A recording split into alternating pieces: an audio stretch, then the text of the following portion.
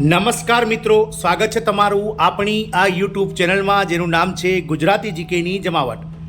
આજના વિડીયોમાં આપણે વાત કરવા જઈ રહ્યા છીએ કે મિત્રો આગામી 25 સપ્ટેમ્બરના રોજ સરકારી કર્મચારી અને પેન્શનર્સોને ઘી કેળા મળવાના છે, કારણ કે સરકાર દ્વારા આગામી 25 સપ્ટેમ્બરે માનનીય વડાપ્રધાન શ્રી નરેન્દ્રભાઈ મોદીની અમેરિકાની મુલાકાત પૂર્ણ થયા બાદ તેમની અધ્યક્ષતામાં જે કેબિનેટની મંત્રીઓની જે કેબિનેટ બેઠક મળવાની છે તેમાં સરકારી કર્મચારી અને પેન્શનર્સો કે જેઓનું સંખ્યા પર દેશમાં કરોડોની સંખ્યામાં છે તેમના માટે અતિ મહત્વના 3 મુદ્દાઓ પર નિર્ણય લઈ શકે છે સરકાર। તો જાણીએ આજના વિડીયોમાં વિગતવાર કે સરકારી કર્મચારીઓની બલ્લે 25 સપ્ટેમ્બરના રોજ કઈ રીતે થવાની છે અને સરકારી કર્મચારીઓને ઘી કેળા અને બંને હાથમાં લાડુ કઈ રીતે મિત્રો 25 સપ્ટેમ્બરના રોજ મળવા જઈ રહ્યા છે। તમામ માહિતી સાથે આજના વિડીયોમાં આપણે ઉપલબ્ધ છીએ, તો વિડીયોના અંત સુધી આપ બન્યા રહેશો અને જો ચેનલમાં તમે નવા હો તો અમારી ચેનલને તમે સબસ્ક્રાઇબ કરો, બાજુમાં રહેલું બેલ આઇકોન દબાવીને ઓલ નોટિફિકેશન ઓન કરો, જેથી કરીને ચેનલ પર મૂકવામાં આવતા ભરતીઓના નોટિફિકેશન, ભરતીઓના પરિણામ, જીકેના વિડીયો અને સરકારી કર્મચારી પેન્શનર્સ યોજનાઓને લગતા પરિપત્રો તમને સરળતાથી ચેનલના માધ્યમથી ઉપલબ્ધ થઈ જાય। તો મિત્રો આગામી 25 સપ્ટેમ્બરના રોજ માનનીય વડાપ્રધાન શ્રી નરેન્દ્રભાઈ મોદી, આપ સૌ જાણો છો તે પ્રમાણે અત્યારે અમેરિકાની મુલાકાતે ગયા છે 3 દિવસની, એટલે કે તેઓ 24 તારીખે દિલ્હી પાછા આવી જશે અને 25 સપ્ટેમ્બરના રોજ મિત્રો માનનીય વડાપ્રધાનશ્રીની અધ્યક્ષતામાં કેન્દ્રીય કેબિનેટની એક બેઠક મળવાની છે અને આ બેઠકમાં ક્યાંક ને ક્યાંક સરકારી કર્મચારીઓ માટે 3 મહત્વના મુદ્દાઓ જેમાં સૌથી પહેલો મુદ્દો છે 8મા પગાર પંચનું ગઠન, તેને લઈ અને ચર્ચા થશે।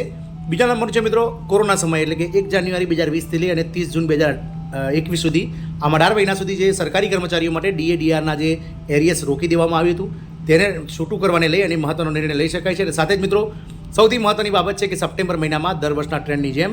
જુલાઈ મહિનામાં જે મોંઘવારી ભથ્થું વધવાનું છે તેની જાહેરાત થઈ શકે છે, એટલે કે 1 જુલાઈ 2024થી જે 3% મોંઘવારી ભથ્થું ઓલ ઇન્ડિયા કન્ઝ્યુમર પ્રાઇસ ઇન્ડેક્સના આંકડા પ્રમાણે નક્કી થયું છે તેની પણ જાહેરાત મિત્રો આગામી 25 સપ્ટેમ્બરે મળનારી કેન્દ્રીય કેબિનેટની બેઠકમાં થઈ શકે છે।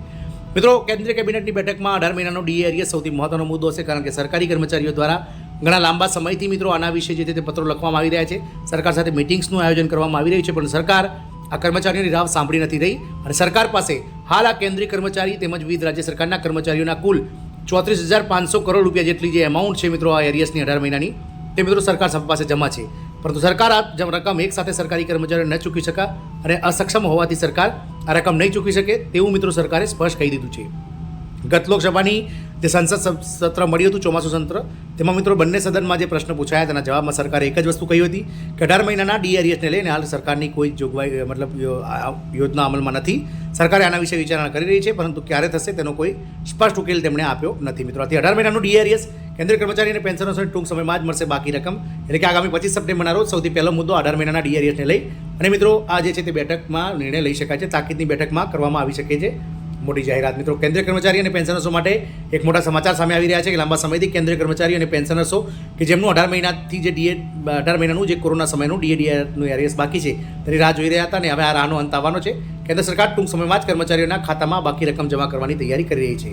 તમારી જાણકારી માટે તમને જણાવી દઈએ કે કેન્દ્ર સરકાર દ્વારા 1 જાન્યુઆરી 2020થી લઈ 30 જૂન 2021 સુધી એમ કુલ 18 મહિના સુધી કોરોનાના સમયગાળા દરમિયાન કેન્દ્રીય કર્મચારી અને પેન્શનર્સોના DA/DRના જે ભથ્થાઓ છે તે રોકી દેવામાં આવ્યા હતા અને બંધ કરવામાં આવ્યા હતા। 18 મહિનાના સમયગાળા દરમિયાન રોકવામાં આવેલા DA એરિયસની રકમ હજુ સુધી ચૂકવવામાં આવી નથી, જેના માટે કર્મચારીઓ અને પેન્શનરો સતત માંગ કરી રહ્યા છે।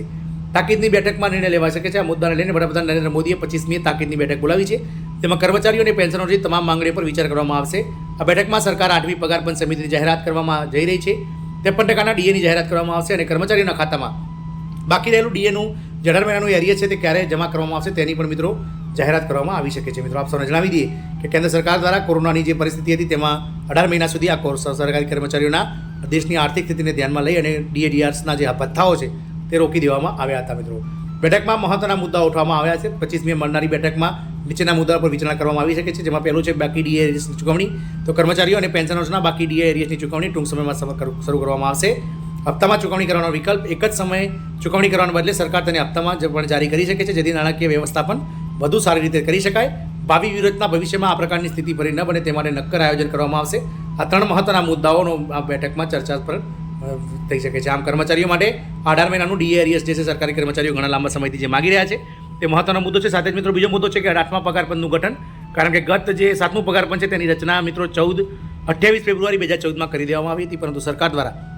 હવે આ 8મું પગાર પંચને લાગુ કરવાને લઈ અને ફક્ત 15 મહિનાનો સમયગાળો બાકી છે, પરંતુ હજુ 8મા પગાર પંચની જે સમિતિ છે તેનું ગઠન કરવામાં નથી આવ્યું. એટલે આ બેઠક જે 25 સપ્ટેમ્બરે મળવાની છે, કેન્દ્રીય કેબિનેટની બેઠક, તેમાં આ મુદ્દો પણ ચર્ચા થઈ શકે છે અને કદાચ સરકાર જે છે તે મિત્રો 8મા પગાર પંચની જે સમિતિ છે તેની જાહેરાત કરી શકે છે. અને ત્રીજો મહત્વનો મુદ્દો કે કેન્દ્રીય કર્મચારીઓ માટે અને પેન્શનર્સો માટે જે મોંઘવારી ભથ્થામાં 3%નો વધારો, જે ઓલ ઇન્ડિયા કન્ઝ્યુમર પ્રાઇસ ઇન્ડેક્સના આંકડાઓ કે જે શ્રમ વિભાગ દ્વારા બહાર પાડવામાં આવે છે તેના આધાર પર જે 1 જાન્યુઆરી 2024થી લઈ અને 30 જૂન 2024 સુધીમાં જે 53.36% એટલે કે 3% જે મોંઘવારી ભથ્થું વધવાનું છે તેને લઈ અને મિત્રો જાહેરાત કરવામાં આવે છે. આવી શકે છે ને આવતા મહિને એટલે કે ઓક્ટોબર મહિનાના પગારમાં જે છે તે મિત્રો મોંઘવારી દરેક કર્મચારી અને પેન્શનર્સને વધીને આવે તેવી પણ જાહેરાત થઈ શકે છે. જોવાનું એ રહેશે કે આ 3 મુદ્દાઓનું જે મિત્રો ભાવિ સંગઠન અને ભાવિ યોજના માટે જે આ બેઠક મળવાની છે તેમાં સરકાર ક્યાંક ને ક્યાંક આ મુદ્દાઓ પર મંજૂરીની મહેર મારે તેવી આશા છે. જય હિન્દ, અસ્તુ.